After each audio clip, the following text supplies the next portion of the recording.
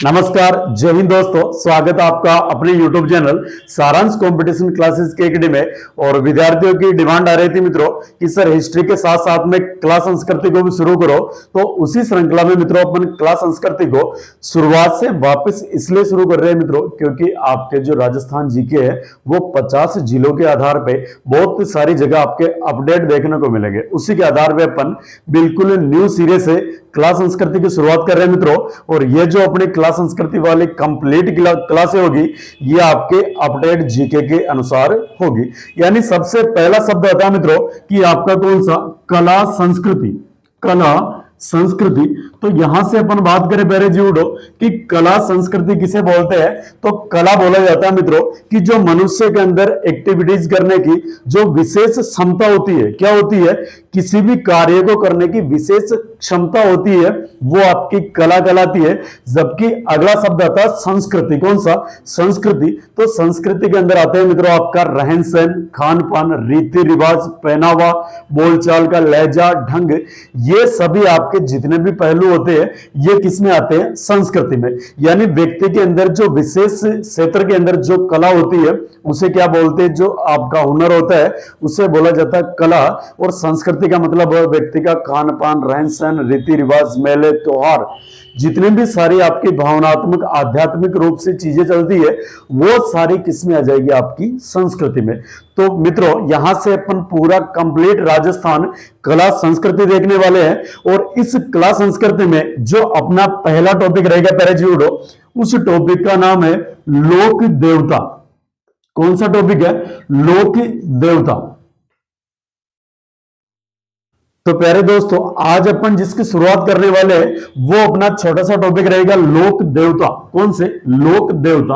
अब यहां से एक प्रश्न बढ़ता है कि लोक देवता किसे बोला जाता है। यानी बात करें कि समाज में, किसमें, समाज में, समाज में आध्यात्मिक आध्यात्मिक आध्यात्मिक राजनीतिक राजनीतिक व सामाजिक क्षेत्र, व सामाजिक क्षेत्र में, सामाजिक क्षेत्र में उत्कृष्ट कार्य करने वाले व्यक्ति, उत्कृष्ट उत्कृष्ट कार्य करने वाले व्यक्ति, करने वाले व्यक्ति, करने वाले व्यक्ति मृत्यु पर्यंत, यानी मृत्यु के बाद क्या कहलाते हैं, लोक देवता या लोक देवी कहलाते हैं। यानी बात करें कि जो व्यक्ति जीवित है, समाज में अच्छे कार्य कर रहे हैं लेकिन उनकी मृत्यु नहीं हुई है प्यारे जीवो, वो आपके संत कहलाते हैं। क्या कहलाते हैं, संत।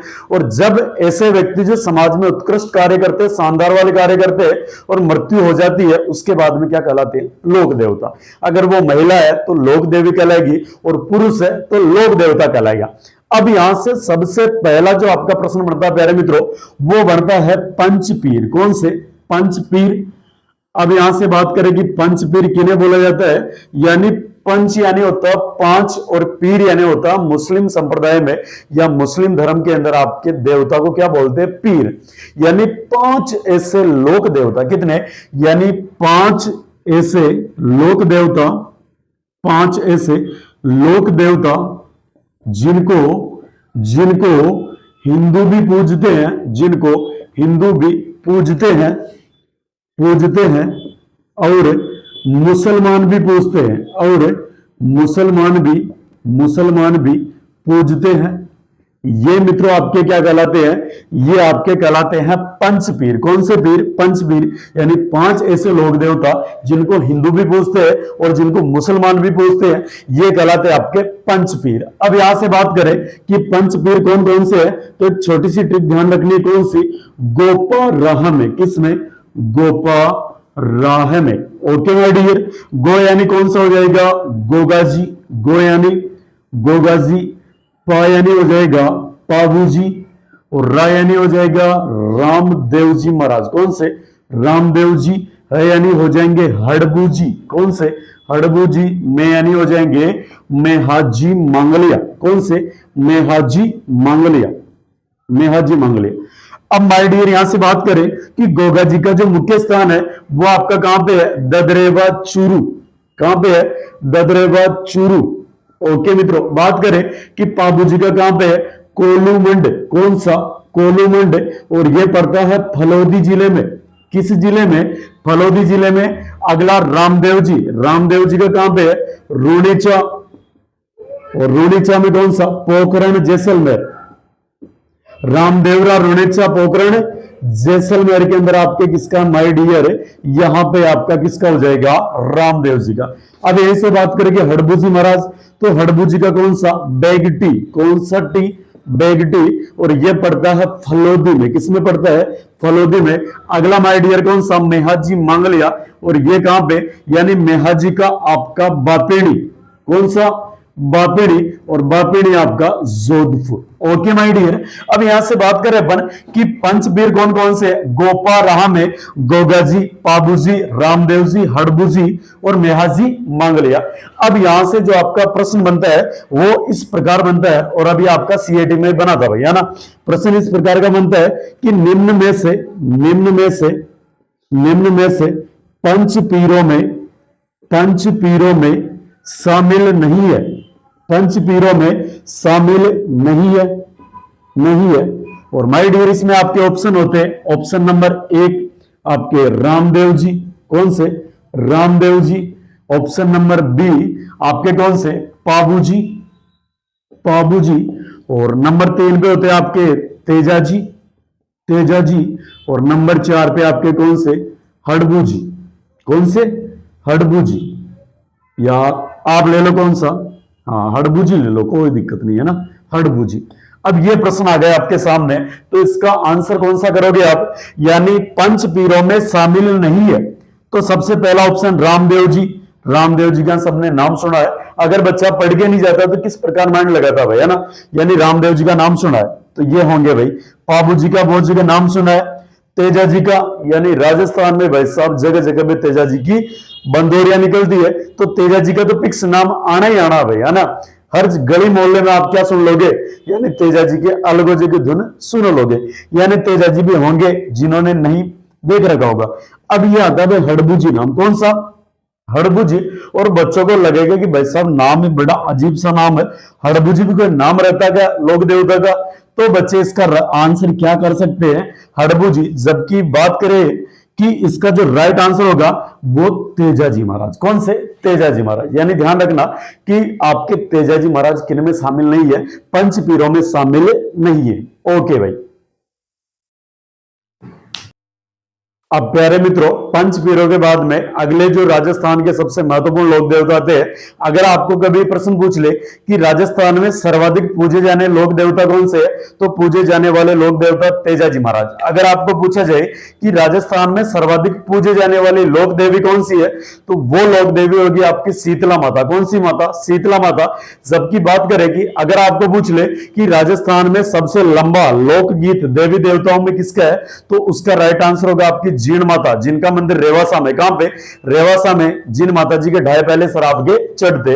अगर आपको कभी पूछ ले कि लोक देवताओं में, ओनली फॉर लोक देवताओं में सबसे लंबा गीत किसका है, तो वो रामदेव जी महाराज का 42 मिनट का। जबकि जीण माता का गीत कितने का, 48 मिनट का होता है मित्रों। अब यहां से बात करें सबसे पहले अपन कि सबसे पहले लोक देवता रामदेव जी। कौन से, रामदेव जी। अब बात करें रामदेव जी के बारे में कि आपके जो रामदेव जी महाराज है, इनका जो जन्म हुआ था उड्डू कासमेर शिव तहसील बाड़मेर में। कहां पे, यानी जन्म हुआ था मित्रों उड्डू कासमेर शिव तहसील।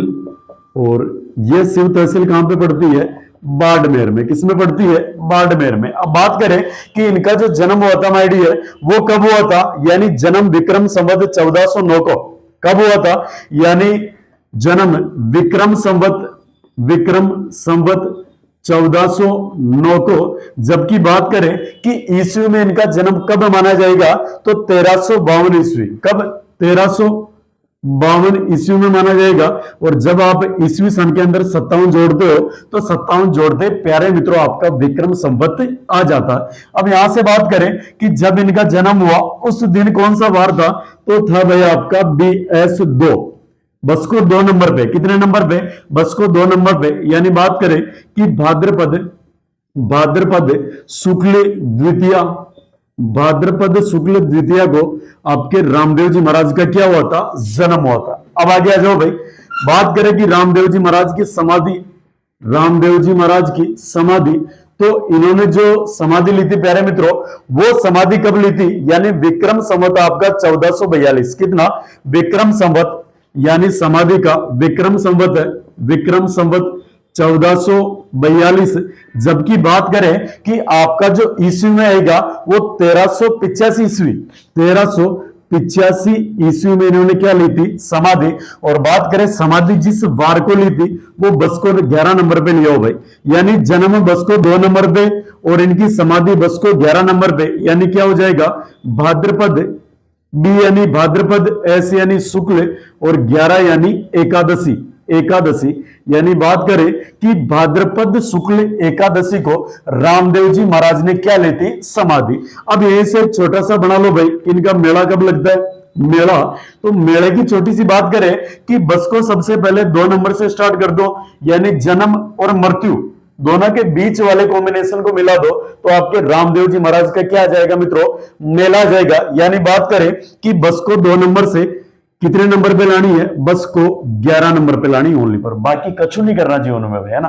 बस को 2 नंबर से बस को 11 नंबर पे लानी है, तो बी यानी भाद्रपद, एस यानी शुक्ल, भाद्रपद शुक्ल, 2 यानी द्वितीया, द्वितीया से भाद्रपद, वापिस बस को 11 नंबर पे, भाद्रपद शुक्ल, भाद्रपद शुक्ल एकादशी तक, एकादशी तक रामदेव जी महाराज के क्या लगता है, मेला लगता है। ओके भाई, आगे बात करें यहां से रामदेव जी महाराज के बारे में अपन, कि रामदेव जी के पिताजी का नाम, किसका नाम, रामदेव जी के पिताजी का नाम अजमाल जी। कौन से, अजमाल जी था, अजमाल जी। और अजमाल जी भाई साहब आपके तंवर वंश के थे, कौन से के, तंवर वंशीय थे। एक बार आपके पटवार में प्रश्न पूछा गया कि अजमाल जी किस वंश के हैं, तो ये आपके तंवर वंशी है भाई। ओके, बात करें कि इनकी माता जी का नाम मेणादे, क्या नाम है, माता जी है Menade, Menade. Okay my dear, आगे बात करें कि इनकी पत्नी का नाम, किसका नाम, पत्नी का नाम, ये आपके अमरकोट पाकिस्तान की, कहां की है, अमरकोट पाकिस्तान की है। और बात करें मित्रों कि इनकी जो पत्नी का नाम है नेतल दे, कौन सी दे, नेतल दे, यानी पत्नी कौन सी, नेतल दे, नेतल दे। और बात करें मित्रों कि ये नेतल दे आपकी कहां की, अमरकोट पाकिस्तान की है, कहां की है, अमरकोट, जो वर्तमान में कहां पे पड़ता है, पाकिस्तान में। और बात करें कि नेतल दे के जो पिताजी थे, नेतल दे के पिताजी थे, इनका क्या नाम था, तो दले सिंह, क्या नाम था, इनके पिताजी का नाम था दले सिंह, या इन्हीं को बहुत बार प्यारे मित्रों दल सिंह भी बोल दिया जाता है। अब यहां से बात करें कि रामदेव जी महाराज के एक बहन थी, बहन, और बहन की बात करें तो बहन का नाम है सुगना बाई, कौन सी भाई, सुगना बाई। और प्यारे जोड़ो बात करें कि इस सुगना बाई का जो विवाह हुआ था वो पुंगलगढ़ में हुआ था, कहां पे, पुंगलगढ़। और पुंगलगढ़ पड़ता है बीकानेर में। और यहां पे जिसके साथ विवाह हुआ था उसका नाम है विजय सिंह पडिहार के साथ, किसके साथ, विजय सिंह पडिहार के साथ, विजय सिंह पडिहार के साथ, विजय सिंह पडिहार के साथ क्या हुआ था माय डियर, विवाह हुआ था। किसका विवाह, यानी रामदेव जी की जो रियल बहन है सुगना भाई, इसका विवाह पोंगलगढ़ बीकानेर के जो छोटे मोटे शासक हुआ करते थे जिनका क्या नाम था, विजय सिंह पडिहार के साथ विवाह हुआ। अब यहीं से बात करें कि रामदेव जी के एक धर्म की बहन थी, कौन सी बहन, धर्म की बहन। इस धर्म की बहन का नाम था डाली बाई, कौन सी भाई, डाली बाई। और बात करें कि ये डाली बाई मेघवाल जाति से थी, कौन सी जाति से, मेघवाल जाति से। और बात करें प्रिय मित्रों कि जब रामदेव जी महाराज ने आपकी समाधि ली थी, और समाधि कब ली थी, भाद्रपद शुक्ल एकादशी को, तो रामदेव जी से एक दिन पहले, कितने दिन पहले, रामदेव जी से एक दिन पहले आपकी डालीबाई ने समाधि ली थी। तो आपकी डालीबाई की समाधि, इन्होंने जो समाधि ली वो कब ली है, यानी बस को लिया हो भाई साहब 10 नंबर पे, कितने नंबर पे, 10 नंबर पे। इस दिन आपकी डालीबाई ने क्या ली थी, समाधि, यानी भाद्रपद शुक्ल दशमी, भाद्रपद शुक्ल दशमी, इस दिन डालीबाई ने क्या ली थी, समाधि। यानी सबसे पहली वाली बात कि बस को कितने नंबर पे, 2 नंबर पे, उसके बाद में बस को 11 नंबर पे, एक बार बस को 10 नंबर पे, यानी भाद्रपद शुक्ल द्वितीया को रामदेव जी का जन्म, भाद्रपद शुक्ल एकादशी को रामदेव जी की समाधि, भाद्रपद शुक्ल दशमी को आपकी डालीबाई की समाधि। यहां तक का मामला क्लियर है। अब यहां से बात करें कि रामदेव जी के एक भाई था, रामदेव जी के भाई, इस भाई का नाम था बीरमदेव। कौन सा देव? बीरमदेव। क्योंकि हमेशा से जब जब भी अवतार हुआ, जब जब भी अवतार हुआ तो एक के साथ एक प्रोडक्ट हमेशा फ्री आया, जैसे भगवान राम के साथ लक्ष्मण, ठीक है, उसी के साथ कृष्ण के साथ बलराम, उसी प्रकार आपके रामदेव जी के साथ वैसा बीरमदेव। कौन से? बीरमदेव। अब एक बार क्या होता है कि घटना आती है थोड़ी सी वैसा इनके पिताजी के बारे में, और आपने वो सुना होगा, अजिमल रकबर ने तल का भवर था का घोड़ा ने, अजिमाल रकबर ने तल का भवर था का घोड़ा ने, हाजी रामा पीर था का घोड़ा ने, घुमा दो जी रोने ही जा, हाजी रामा पीर था का घोड़ा ने, घुमा दो भगता में। तो एक बार आपका प्रश्न पूछा गया माय डियर कि नेतल का भरतार किस लोक देवताओं को बोला जाता है, तो वो आपका राइट आंसर कौन सा माना गया? रामदेव जी महाराज। कौन से? रामदेव जी महाराज। अब एक बार हुआ क्या था कि रामदेव जी के पिताजी अजमाल जी, इन अजमाल जी के कोई भी संतान नहीं हुई थी और ये राजा थे। क्या थे? राजा थे। तो मामला इस प्रकार हुआ माय डियर कि सुबह सुबह आपके सावन का महीना था, बारिश होके फ्री हुई थी, और बारिश के बाद में वैसा जैसे किसान लोग यानी अपने बैलों को, हड़ों को लेके खेतों पे जा रहे थे और अपने बीज को लेके बीज बोने के लिए, तो वैसा सुबह सुबह वैसा मुंडा किसका दिख गया? अजमाल जी का। और जोग संजोग की बात थी कि अजमाल जी वैसा आपके बांझड़े थे। क्या थे? बांझड़े थे। और ऐसा माना जाता है कि कुछ भी शुभ कार्य करने से पहले किसी बांझ के अगर दर्शन हो जाए तो आपका काम अशुभ माना जाता है, जबकि ऐसी कोई मान्यता नहीं है मित्रों, क्योंकि क्या पता वो सब आपके ईश्वर की जो माया है, देन है, उसके आगे मनुष्य की कोई भी आपकी मंजूरी वगैरह नहीं चल सकती। तो ये बांझ व्यक्ति थे।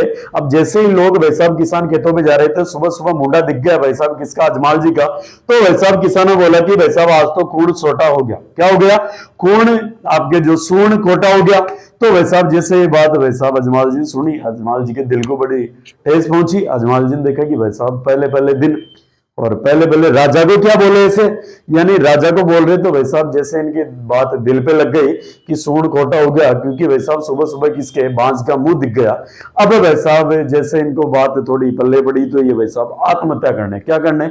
आत्महत्या करने चले गए समुद्र में। किसमें चले गए? समुद्र में। और आत्महत्या करने गए तो भाई साहब जैसे पानी के अंदर गए, तो जाने के बाद में देखा कि भाई साहब विष्णु भगवान सैया पे लेटे हुए, सांप की सैया पे, और भाई साहब रुक्मणी जी उधर पैर दबा रहे। तो वैसा साहब उन्होंने जाते बोला कि इधर आज कैसे इतनी ठंड के अंदर, और इधर कैसे? इधर तो आना ही नहीं था आपको। तो उन्होंने बोला कि मैं देखो आत्महत्या करने आया हूं, बाकी मेरा कोई उद्देश्य नहीं है। तो उन्होंने बोला कि देखो आत्महत्या करने का कुछ रीजन होगा, रीजन बताओ क्या रीजन है? तो उन्होंने बोला कि मैं एक राजा हूं, फिर भी मेरे संतान नहीं है, तो मेरे को इससे बेहतर तो ये होगा कि मैं आत्महत्या कर लूं। क्या कर लूं? आत्महत्या कर लूं। तो विष्णु भगवान ने बोला कि बावड़ा इंसान, पुत्र नहीं होने पे से मरने कौन आता है, तो टेंशन मत ले, मैं आपके घर में क्या लूंगा? अवतार लूंगा। तो भाई साहब उसने बोला कि मेरे को कतई भरोसा नहीं है विष्णु भगवान पे, क्योंकि क्या पता भाई साहब आप आज बोलो और अवतार नहीं लो और मैं वापिस चला जाऊं, तो फिर वही सारा दुख दर्द। तो उन्होंने बोला कि टेंशन मत लो, मैं आपके घर में अवतार लूंगा, और जब मैं अवतार लूंगा तब भाई साहब आंधी अड्डा हो जाएगा, जितने बड़े बड़े आपके रोकड़े बरकड़े वो टूटने लग जाएंगे, और आपके घर में जितना भी पानी है वो दूध बन जाएगा। क्या बन जाएगा? दूध बन जाएगा। आपके पूरे घर में पगलिया उगड़ जाएंगे। क्या उगड़ जाएंगे? पगलिया। पगलिया बोलते पैर की पगतली को। किसको बोलते? पैर की पगतली को। यानी पूरे घर में क्या उगड़ जाएंगे? पगलिया उगड़ जाएंगे। और उस दिन सोच लेना, जब ऐसा आपके चमत्कार दिख जाए तो सोच लेना भाई साहब कौन सा ट्राबर आ गया है? विष्णु भगवान आ गया आपके घर में। ओके, तो जोग संजोग की बात है। फिर वही सारी घटनाएं होने के बाद में भाद्रपद शुक्ल द्वितीया को ये विष्णु भगवान के अवतार के रूप में आए आपके कौन से? रामदेव जी महाराज। कौन से आए? रामदेव जी महाराज। तो इस प्रकार करके कुछ बातें अपन ने रामदेव जी के बारे में यहां से कर लिए। चलिए मित्रों बात करते हैं आगे। अब प्यारे मित्रों यहां से अपन बात कर ले थोड़ी सी कि रामदेव जी का मेला, रामदेव जी का मेला तो मेले के बारे में मैंने बताया था कि BS द्वितीया से BS 11 तक इनका क्या लगता है, मेला। यानी भाद्रपद शुक्ल द्वितीया से भाद्रपद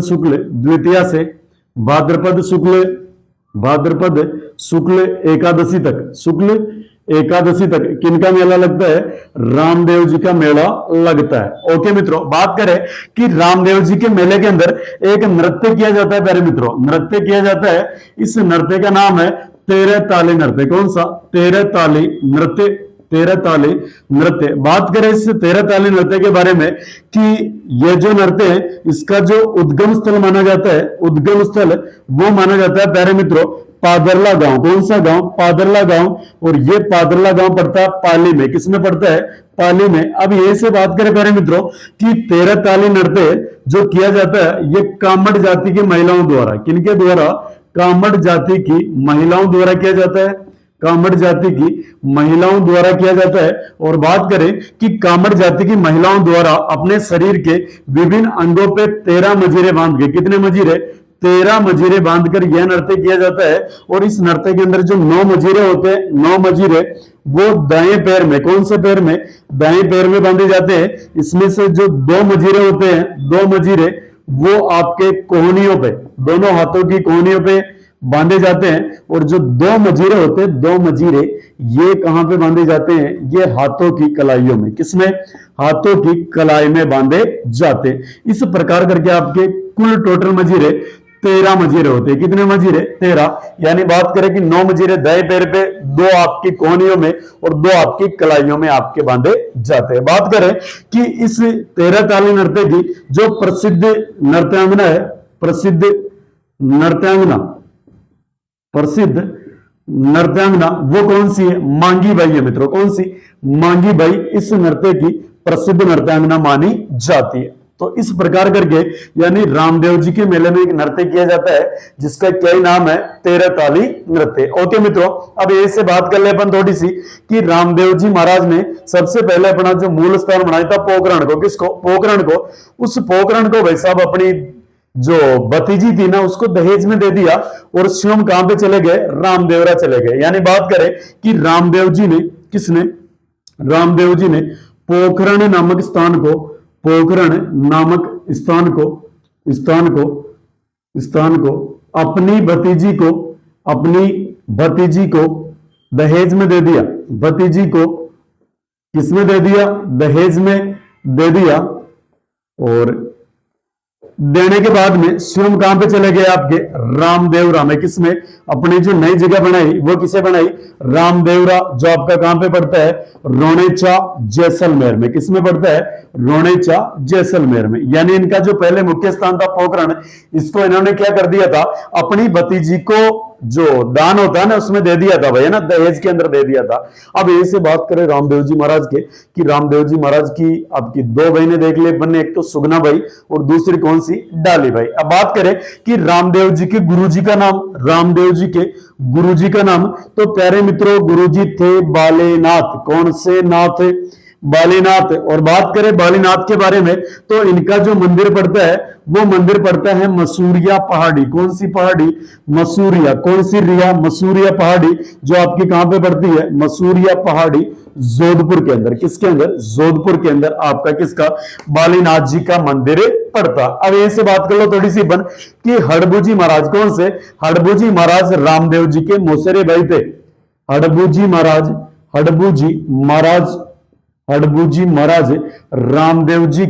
रामदेव जी के मौसेरे भाई थे। कौन से भाई, मौसेरे भाई थे। ओके मित्रों, तो यानी बात करें कि हड़बूजी महाराज रामदेव जी के मौसेरे भाई थे। अब अपन ने देखा था कि जो आपके पंचपीर है, कौन से पीर, पंचपीर।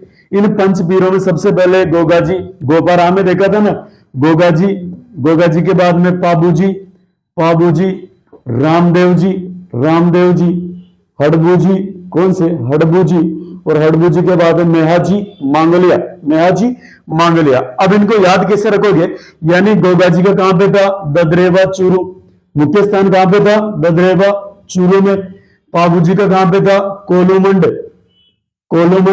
और कोलूमंड कहां पे पड़ता है, फलोदी में, कोलूमंड फलोदी में। रामदेव जी का कहां पे है? रामदेवरा रोनेचा जैसलमेर, रामदेवरा रोनेचा जैसलमेर। और माय डियर बात करें कि हड़बू जी का कहां पे है, तो हड़बू जी का है बेंगटी, बेंगटी। और ये फलोदी जिले में, किस जिले में? फलोदी जिले में। और बात करें कि मेहा जी का कहां पे है? बापेड़ी गांव। कौन सा गांव? बापेड़ी गांव। तो इनको आप याद कैसे करोगे?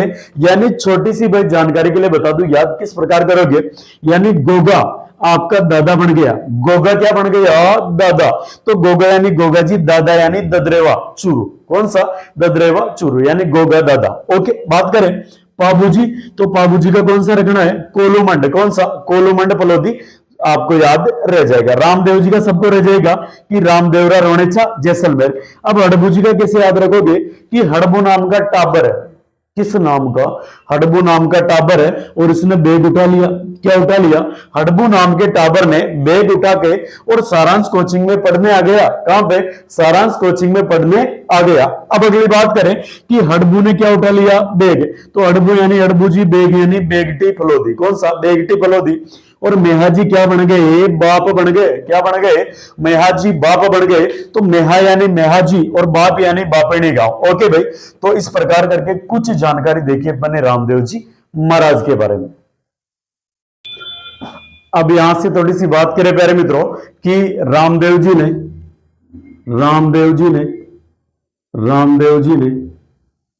पोखरण में, कहां पे? पोखरण में सातलमेर नामक स्थान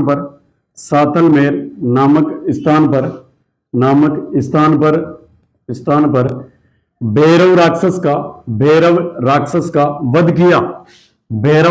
का वध किया।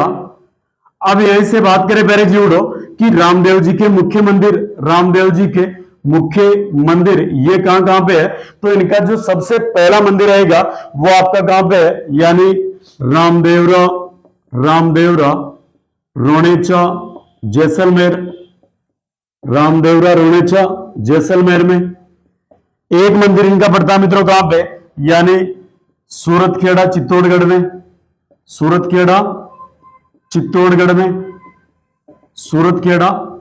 में। एक मंदिर इनका पड़ता है बाराठिया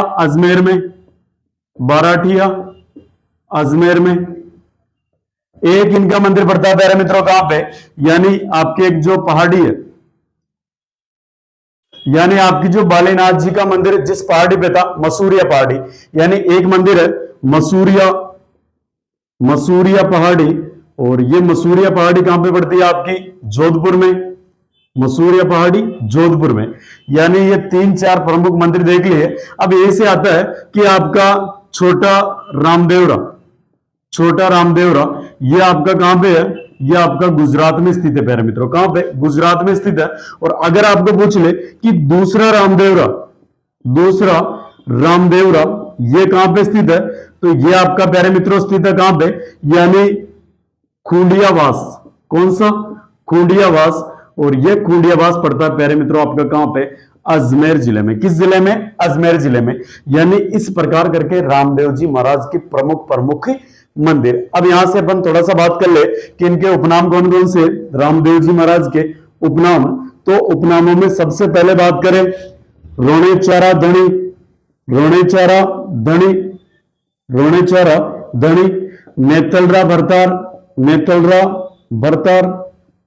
नेतलरा भरतार। और बात करें कि मुस्लिम लोग इनको क्या बोलते हैं?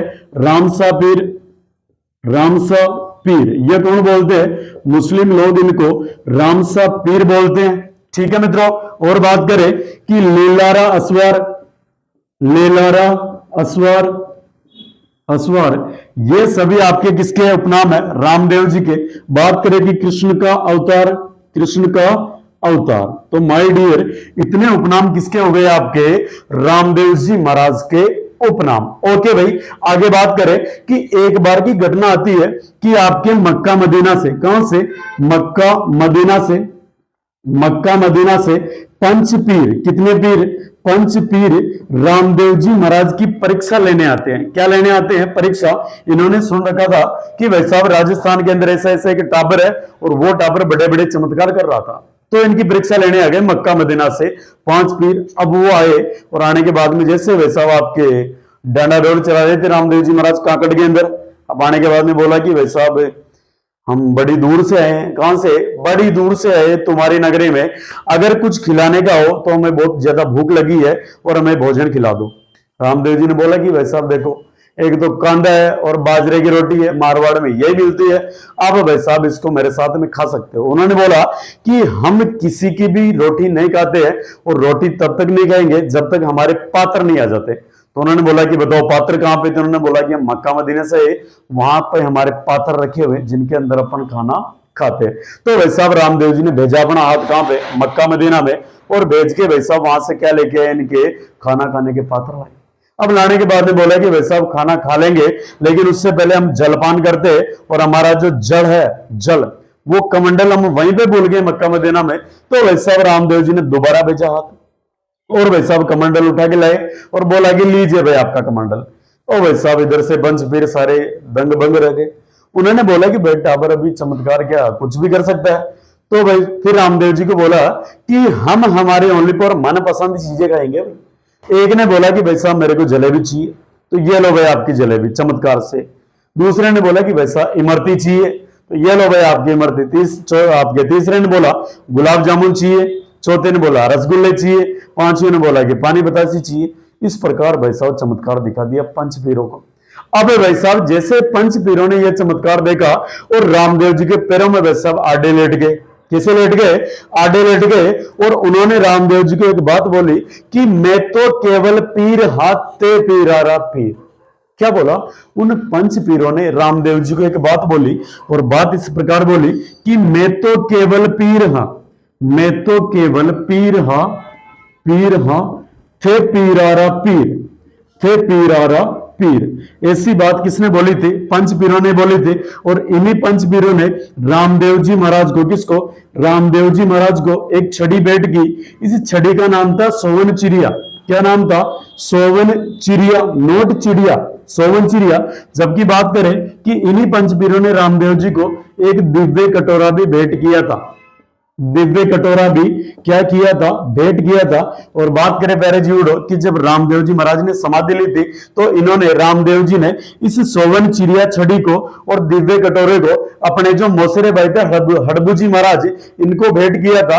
और बात करें कि हड़बू जी महाराज ने इसी दिव्य कटोरे से जब मारवाड़ में अकाल पड़ा था तो अपनी गाड़ी के अंदर एक बाजरे की बोरी रखी थी और इस दिव्य कटोरे से आपके कटोरा भर भर के बाजरा बांटा था।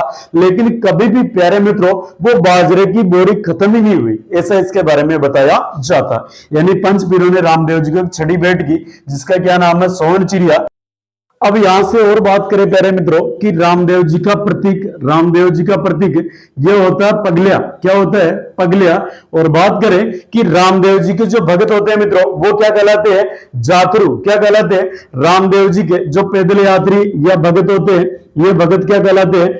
जातरू कहलाते हैं। जबकि बात करें कि रामदेव जी का रात्रि जागरण, रात्रि जागरण ये क्या कहलाता है? जम्मा। क्या कहलाता है? जम्मा। नोट छम्मा क्या कहलाता है? जम्मा। जबकि बात करें प्यारे मित्रों कि रामदेव जी के मंदिर में, रामदेव जी के मंदिर में जो पुजारी होते हैं, क्या होते हैं? पुजारी, वो मेघवाल जाति के, कौन सी जाति के? मेघवाल जाति के होते हैं जिन्हें रीखिया बोला जाता है। क्या बोला जाता है? रीखिया बोला जाता है। यानी रामदेव जी के मंदिर में जो पुजारी होते हैं ये कौन से? मेघवाल होते हैं जिन्हें क्या बोला जाता है? रीखिया बोला जाता है। बात करें कि रामदेव जी की जो पचरंगी पताका होती है, पचरंगी पताका, पचरंगी पताका यानी जिसे आप ध्वजा बोलते हो, इसे क्या बोला जाता है? नेजा। क्या बोला जाता है? नेजा। नोट लेजा। यानी रामदेव जी की पचरंगी जो पताका होती है उसे क्या बोला जाता है? नेजा। अब बात करें ऐसे कि रामदेव जी का घोड़ा कौन सा? लीलो। कौन सा है? घोड़ो कौन सा? लीलो घोड़ो, लीलो घोड़ो। ठीक है भाई, तो ये आपके रामदेव जी महाराज का घोड़ा। ओके माय डियर, बात करें कि रामदेव जी महाराज एकमात्र लोक देवता, रामदेव जी एकमात्र लोक देवता, एकमात्र लोक देवता जो आपके कवि है, जो आपके क्या है? कवि है। और इन्होंने वैसा एक ग्रंथ लिखा था जिसका नाम था 24 वाणियां। कौन सा ग्रंथ? 24 वाणियां रामदेव जी महाराज ने क्या लिखा था, ग्रंथ लिखा था। ओके प्यारे जी, बात करें कि रामदेव जी महाराज का आपके जो चमत्कार किया जाता है रामदेव जी द्वारा, तो रामदेव जी का जो चमत्कार होता है यह चमत्कार कहलाता है पर्चा। क्या कहलाता है, पर्चा। और बात करें कि पर्चा बावड़ी कहां पे आपकी, पर्चा बावड़ी, पर्चा बावड़ी यह आपकी स्थित है कहां पे, रोनेचा में। किसमें, रोनेचा रामदेवरा जैसलमेर में। ठीक है भाई, तो यह आपकी कौन सी बावड़ी, पर्चा बावड़ी। जबकि रामदेव जी के चमत्कार क्या कहलाते हैं मित्रों, आपके पर्चा कहलाता है। अब ये से बात कर ले अपन कि रामदेव जी ने एक पंथ चलाई था, इस पंथ का नाम था भाई साहब कौन सा, कामड़िया पंथ। कौन सा, रामदेव जी ने एक पंथ चलाया, इस पंथ का नाम था कामड़िया पंथ। कौन सा पंथ, कामड़िया पंथ। बात करें कि रामदेव जी ने एक आंदोलन चलाया जिसका नाम था शुद्धि आंदोलन। कौन सा, शुद्धि आंदोलन आपके रामदेव जी महाराज ने चलाया। और इस शुद्धि आंदोलन के तहत इन्होंने क्या किया था कि जितने भी हिंदू लोग मुस्लिम बन गए थे उनको वापस मुस्लिम धर्म से हिंदू धर्म में क्या करना था, कन्वर्ट करना था। इसके लिए रामदेव जी महाराज ने कौन सा आंदोलन चलाया, शुद्धि आंदोलन। ओके मित्रों, बात करें और इनके बारे में अपन कि रामदेव जी महाराज के कपड़े के घोड़े चढ़ाए जाते हैं। क्या चढ़ाए जाते हैं, रामदेव जी के कपड़े के घोड़े चढ़ाए जाते हैं। कपड़े के घोड़े इनके भक्तों द्वारा चढ़ाए जाते हैं। इस प्रकार करके आपके कौन से, रामदेव जी महाराज। और बात करें कि बीकानेर व जैसलमेर क्षेत्र में, कौन से में, बीकानेर व जैसलमेर क्षेत्र में, जैसलमेर क्षेत्र में रामदेव जी के ब्यावले बाचे जाते हैं। क्या बाचे जाते हैं, रामदेव जी के ब्यावले बाचे जाते हैं आपके बीकानेर और जैसलमेर क्षेत्र में। बात करें प्यारे मित्रों तो इस प्रकार करके कुछ बातें अपन ने देखी है रामदेव जी महाराज के बारे में। और एक छोटी सी बात और आती है कि लोक देवी देवताओं में, लोक देवी देवताओं में सबसे लंबा गीत, सबसे लंबा गीत ये किसका है, जीर्ण माता का। कौन सी माता का, जीर्ण माता का, जिनका मंदिर आपका रेवासा में पड़ता है। और इन माता जी का 48 मिनट का, कितने मिनट का, 48 मिनट का वैसा आपका क्या होता है, सबसे लंबा गीत होता है। और अगर आपको पूछ ले कि ओनली फॉर लोक देवता में, किसमें, लोक देवता में सबसे लंबा गीत, सबसे लंबा गीत ये माय डियर हो जाएगा रामदेव जी का। किसका, रामदेव जी का। और ये गीत है 42 मिनट का। कितने मिनट का, 42 मिनट का आपके रामदेव जी का गीत होता। इस प्रकार करके प्यारे जीवड़ो आज अपन ने बात की है रामदेव जी महाराज के बारे में। किसके बारे में, रामदेव जी महाराज के बारे में। अब यहां से थोड़ी सी बात कर ले कि आपके रत्ना रेबारी का संबंध किससे आता है, रामदेव जी से आता है। और बात करें मित्रों कि आपका जो भैरव राक्षस है इसका संबंध किससे आता है, रामदेव जी से आता है। तो इस प्रकार करके एक बात और आती है कि रामदेव जी के जो वंशज जितने भी है, जितने भी लोग होते हैं रामदेव जी के वंशज, ये क्या करते हैं, मृत व्यक्ति को वैसा जलाते नहीं है और क्या करते हैं, दफनाते हैं। और प्यारे मित्रों अपन प्रयास कर रहे हैं कि ये जो कला संस्कृति वाली क्लास आपकी कंटिन्यू रहे। बाकी मैं पूरा प्रयास करूंगा मित्रों कि जितने भी आपकी चीजें होगी उनको मैं एक जगह आपके सामने प्रेजेंटेशन करता रहूंगा। और अगर मित्रों आपको क्लास अच्छी लग रही है तो लाइक करें, शेयर करें और चैनल को सब्सक्राइब जरूर करें मित्रों। धन्यवाद मित्रों।